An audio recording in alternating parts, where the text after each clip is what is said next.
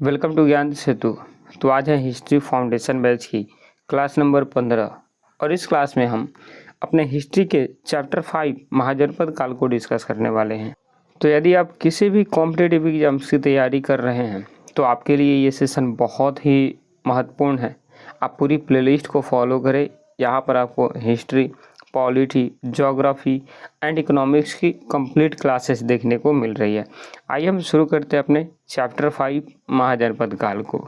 चलिए सबसे पहले हम समझते हैं महाजनपद काल का ऐतिहासिक पृष्ठभूमि। जो नोट करते हुए चल रहे हैं, आप चीज़ों को साथ साथ नोट करते हुए चलेंगे।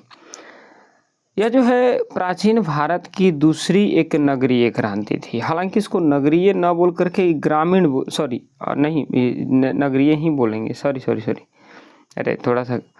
तो नगरीय क्रांति काल माना जाता है प्रथम सिंधु घाटी सभ्यता के बाद, क्योंकि इसी के बाद से अब लगभग 16 महाजनपदों का उदय होगा। उन सभी में कई राजाओं का आगमन होगा और वो अपने शासन को एकदम बेहतरीन तरीके से चलाएंगे। इस क्रांति का सबसे जो प्रमुख कारण रहा वो लोहे की खोज रही, क्योंकि हमने वैदिक पीरियड में बात किया है कि 1000 BC में लोहे की खोज जो है उत्तर प्रदेश के एटा के अतरंजी खेड़ा में हुआ है। तब लोहे की खोज के कारण मानव को एक अब नए तरीके से चलने का मौका मिल गया और लोहे के औजारों के कारण कृषि उत्पादन बढ़ने लगी। उपज काफ़ी ज़्यादा बढ़कर ही बड़े बस्तियों का निर्माण हुआ, जिस प्रकार से हम कह सकते हैं कि यह जो है प्राचीन भारत की एक दूसरी नगरीय थी और धीरे धीरे इसका विकास होना शुरू हो गया। कुल 16 महाजनपद, पूरे भारत में कुल 16 महाजनपद का उदय हुआ था। तो उन 16 महाजनपदों के बारे में हम पढ़ेंगे। सबसे पहले तो हम जानते हैं कि 16 महाजनपदों के बारे में हमको स्रोत कहाँ से मिलता है, किस चीज़ से हमको मालूम चलता है कि 16 महाजनपदों का उदय हुआ था। तो सबसे पहला स्रोत है बौद्ध साहित्य, और बौद्ध साहित्य में अंगुत्तर निकाय और खुदक निकाय, ये दो ऐसी पुस्तकें थी बौद्ध साहित्य की जिससे हमको 16 महाजनपद के बारे में देखने को मिलता है। और साथ साथ जैन साहित्य का भगवती सूत्र, ये तीसरी पुस्तक है जिसके माध्यम से हमको 16 महाजनपद का उल्लेख देखने को मिलता है और इसी से हम 16 महाजनपदों को यहाँ पर पढ़ते हैं। अब आइए जानते हैं उन 16 महाजनपदों का वितरण क्या था। तो वितरण में जैसे कि पश्चिमोत्तर यानी नॉर्थ वेस्ट में कंबोज और गांधार हुआ करते थे, जो कि भारत से बाहर हुआ करते थे। दो ही एकमात्र ऐसा थे जो भारत से बाहर थे। फिर उत्तरी व मध्य गंगा घाटी में कुरु, पांचाल, कोसल, मल, वज्जी, काशी, मगध, ये सब महाजनपद हुआ करता था। तो ये कोई बहुत ज़्यादा ज़रूरी नहीं है। आप एक बार मैं आपको मैप दिखा रहा हूँ, फिर एक एक करके सारे महाजनपदों के बारे में पढ़ेंगे, उसकी राजधानी पढ़ेंगे, वर्तमान में वो कहाँ लोकेटेड है, उन सारी चीज़ों के बारे में पढ़ेंगे। एक बार आप इस मैप पर ध्यान देंगे। जब आप इस मैप पर ध्यान देंगे तो यहाँ पर आपको 16 महाजनपद देखने को मिल जाएंगे। जैसे कि यहाँ पर ध्यान देंगे गांधार है, कंबोज है, मत्स्य महाजनपद है, कुरु है, पांचाल है, सूरसेन, अवंती, चेदी, अस्मक, वत्स, काशी, मगध महाजनपद, अंग, वज्जी और कोसल, ये कुल 16 महाजनपद यहाँ पर थे। यहाँ भी इस पार्ट में अगर आप देखेंगे तो यहाँ पर भी इसका दिखाया गया है 16 महाजनपद की। अब आइए यहाँ से तो हम बस दिखा रहे हैं 16 महाजनपद। आइए अब एक एक करके पढ़ेंगे कि उन महाजनपदों की राजधानी क्या थी और वर्तमान में वो कहाँ लोकेटेड हैं। तो चलिए ध्यान देंगे यहाँ पर। सबसे पहला आपका आता है महाजनपद कंबोज। कंबोज की जो राजधानी थी वो हाटक थी। अच्छा, एक चीज़, जिस तरह से हमने नोट किया है आप चीज़ों को वैसे ही नोट करते हुए चलेंगे। और हाटक, इसकी जो वर्तमान में ये इसकी विशेषता जो है, ये उत्तर पश्चिमी प्रांत क्षेत्र में स्थित था और घोड़ों के लिए सबसे ज़्यादा प्रसिद्ध था। कौन? कंबोज। फिर आता है गांधार, ये जो है पाकिस्तान साइड में था। फिर आता है गांधार तक, मतलब अफगानिस्तान में।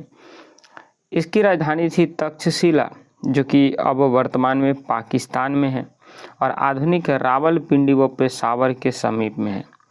और विश्व की जो सबसे प्राचीन शिक्षा केंद्र है वो इसी महाजनपद से देखने को मिली है।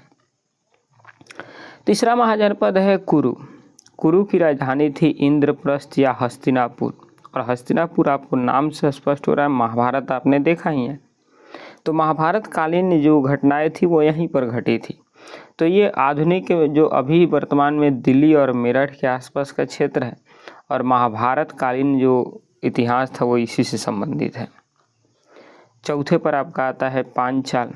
पांचाल की राजधानी अहिछत्र या काम्पिल्य है, और ये जो अभी वर्तमान में है ये उत्तरी पंचाल, दक्षिणी पंचाल की राजधानियाँ काम्पिल्य थी और उत्तरी पंचाल की राजधानियाँ अहिछत्र थी। फिर पांचवा आपका आता है कौशल। कौशल की राजधानी श्रावस्ती, और ये जो श्रावस्ती है सरयू नदी द्वारा विभाजित होती है, और ये जो है उत्तर प्रदेश में है। कहाँ पर है? तो उत्तर प्रदेश में, वर्तमान उत्तर प्रदेश में अयोध्या नगरी में है। ठीक, आइए छठे की तरफ चलते हैं। चलिए, छठा महाजनपद आपका मल महाजनपद है या फिर मल संघ है, और इसकी राजधानी कुशीनगर है। यह भी वर्तमान में उत्तर प्रदेश में ही है, और इसकी सबसे बड़ी विशेषता क्या है? तो यह प्रमुख गणतंत्रात्मक संघ था। प्राचीन आज जो आप गणतंत्र को देख रहे हैं वो सीधे के सीधे आपकी इस मल महाजनपद से शुरू हुई थी। फिर आपका आता है सातवां वजी संघ। इसकी राजधानी विदेह थी, जो कि आज वैशाली में है, यानी आज वर्तमान में बिहार में है। और यहाँ पर 8 कुलों का संघ मिला है, और प्रथम गणतंत्र भी यहीं से मिला है। यानी दुनिया आज जिस वैचारिक को फॉलो कर रही है अपने शासन प्रशासन में गणतंत्र, उसको देने वाला भी ये बिहार था, और बिहार में वज्जी महाजनपद। फिर 8वें नंबर पर आपकी अंग आती है। अंग की राजधानी चंपा थी, जो कि अब वर्तमान में मुंगेर और भागलपुर वाला इलाका है। 9वें नंबर पर मगध। इसकी राजधानी गिरिब्रज थी पहले, फिर राजगृह, फिर पाटलिपुत्रा थी, जो कि वर्तमान में आज पटना में है। तो 10वें नंबर पर आपका काशी है। ये वाराणसी में है, इसकी राजधानी वाराणसी थी, आज वर्तमान में ये उत्तर प्रदेश में अवस्थित है, और यहाँ से वरुणा और अस्सी नदी के मध्य ये स्थित है। 11वें नंबर पर आपकी सूरसेन आती है, जो कि वर्तमान में राजधानी इसकी मथुरा थी, और वर्तमान में ये भी उत्तर प्रदेश में ही है। और आधुनिक ब्रज क्षेत्र, जो आज का ब्रज क्षेत्र है, वो सूरसेन की राजधानी हुआ करती थी, यानी वहाँ पर सूरसेन महाजनपद हुआ करता था।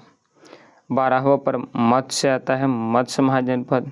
इसकी राजधानी विराटनगर थी, जो कि अभी वर्तमान में जयपुर, राजस्थान का अलवर और भरतपुर का क्षेत्र देखने को मिलता है मत्स्य महाजनपद में। ठीक, आइए 13वें नंबर पर चलते हैं। तो 13वां नंबर है हमारा वत्स महाजनपद। इसकी राजधानी कौशाम्बी हुआ करती थी, जो कि उत्तर प्रदेश में है। वर्तमान में ये इलाहाबाद व मिर्ज़ापुर का क्षेत्र वत्स महाजनपद कहलाता है। फिर चेदी वंश। इसकी राजधानी शक्तिमती थी, गलती से यहाँ पर सुक्तिमती लिखा चुका है, बट आप इसको करेक्ट कर लेंगे, शक्तिमती थी ये, जो कि आज वर्तमान में बुंदेलखंड, मध्य प्रदेश का जो बुंदेलखंड था वो इसी के अंतर्गत वर्तमान में आता है। महाभारत में शिशुपाल को यहाँ का राजा बताया गया था चेदी महाजनपद के। फिर आपकी 15वें नंबर पर आती है अवंती। इसकी 2 राजधानियाँ थी, एक उज्जैनी थी और एक माहिष्मती थी, जो कि आज वर्तमान में मध्य प्रदेश के उज्जैन क्षेत्र में ये अवस्थित है। और लास्ट आपकी 16वें आती है अस्मक महाजनपद। ये जो है पोटली इसकी राजधानी थी, पोटली या पाटन, जो कि दक्षिण भारत की एकमात्र महाजनपद थी। गोदावरी नदी के तट पर यह अवस्थित थी। यहाँ से कई सारे क्वेश्चन उठेंगे भाई कि बताइए सबसे ज़्यादा महाजनपद किस राज्य में थी? उत्तर प्रदेश। दक्षिण भारत में एकमात्र महाजनपद कौन थी? अस्मक थी। उधर अफगानिस्तान में एकमात्र महाजनपद कौन थी? कंबोज थी। ऐसे करके कई सारी प्रश्न यहाँ से पूछती हैं एग्जाम में। तो इसमें से कुछ इम्पॉर्टेंट पॉइंट है, जैसे कि गणतंत्रात्मक अपवाद की बात करते हैं तो बज्जी और मल ये दोनों महाजनपद में गणतंत्रात्मक हुआ करती थी शासन व्यवस्था। फिर कंबोज और गंधार की जो वर्तमान आपको बताए हैं ये महाजनपद चल जाती है आपकी कहाँ पर, तो पाकिस्तान अफ़गानिस्तान क्षेत्र में। और असमा की बात करते हैं तो ये महाजनपद दक्षिण भारत में चल जाती है। देखिए अब इसी के बाद से लोहे की खोज हो गई तो महाजनपद बहुत ज़्यादा अपने आप को शक्तिशाली मानने लगा। और इस शक्तिशाली में सबसे ज़्यादा शक्तिशाली उभर कर आया मगध। तो अब जो आने वाले चैप्टर में हम पढ़ेंगे मगध के बारे में। मगध में हम हर्यंक वंश, शिशुनाग वंश, नंद वंश, फिर मौर्य वंश, ऐसे करके कई वंशों को हम इसमें पढ़ेंगे। उससे पहले हम यहाँ पर दो धार्मिक आंदोलन के बारे में पढ़ेंगे, एक आपकी बौद्ध धर्म और दूसरी आपकी जैन धर्म होंगी। तो पहले तो हम इस चैप्टर के बाद, चैप्टर फिनिश हो गई है यहीं पर आपकी, कोई बहुत बड़ा इशू नहीं था इस चैप्टर में। तो इसके बाद जो लेक्चर हमारी आएंगी उस लेक्चर में हम बौद्ध धर्म और जैन धर्म को कंप्लीट करेंगे। फिर हम अगले चैप्टर मगध राज्य का उत्कर्ष पढ़ेंगे। ठीक, तो आई होप आपको इतनी चीज़ें क्लियर हो गई होंगी। चीज़ों को नोट डाउन किए, बहुत अच्छा लगा हमको। मिलेंगे आपसे एक और नई वीडियो में, तब तक के लिए जय हिंद, जय भारत।